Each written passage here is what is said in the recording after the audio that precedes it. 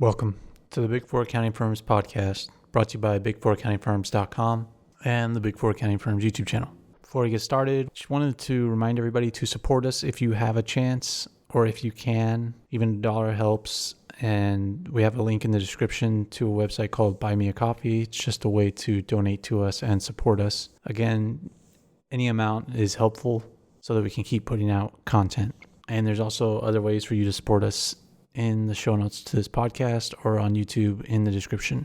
In today's podcast, I wanted to finish up our E&Y Global Metrics series with our last metric, which is revenue and growth. Now, as you remember, the reason I wanted to cover this is because E&Y is changing their global metrics and trying to base them on ESG metrics that are essentially something they developed based on global organizations like the UN, the World Economic Forum, and a coalition that they joined. Now, the one that we're going to be reviewing today, revenue and growth, is something they've traditionally had in these reports. And so it's more of a traditional approach they took to it. They just put some graphs up of the revenue.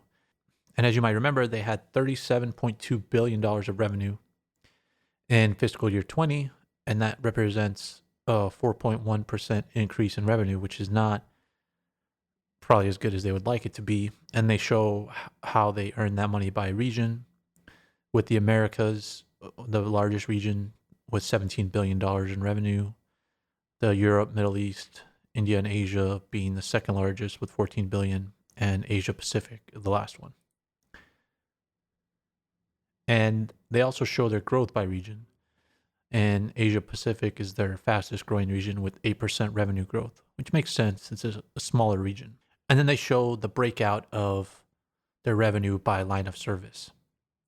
And their largest line of service is assurance with $12 billion revenue. Their second largest is advisory with $10.5 billion.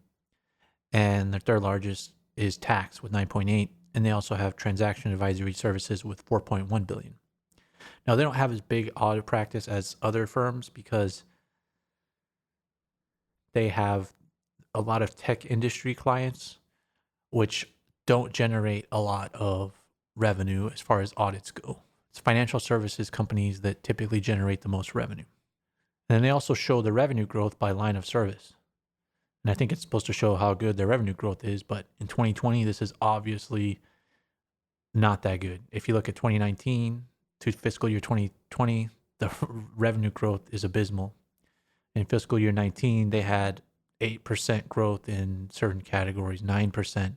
In transaction advisory services, they had 15% growth. Well, this year, transaction advisory services is only growing by 2.8%. Tax is only growing by 5%. And total growth is, again, like we said, is only 4%. So their growth in this metric just dives off a cliff. And then one of the last metrics that they have is that they have a global investment and footprint. And it shows their growth in emerging markets versus developed markets. And this is, I think, meant to show how they're growing around the world. And it's just, since this is a global report now and they're trying to be more global, they're trying to show how they're growing in the investment.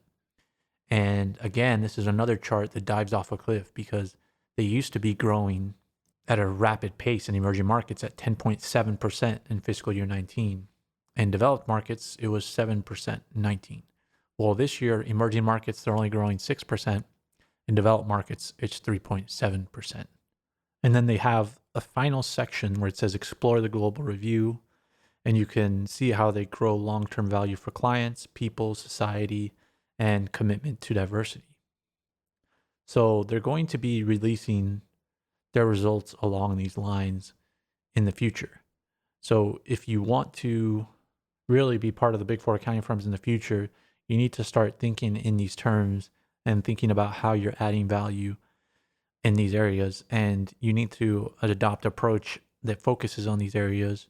You need to learn more about ESG standards and these global standards developed by the UN, Global Economic Forum, because the Big Four accounting firms aren't going to stop using these metrics. They're just going to focus more and more on them. And also, not only Big Four accounting firms, but the largest companies in the world are going to be adopting these standards and focusing on them. So you need to learn them.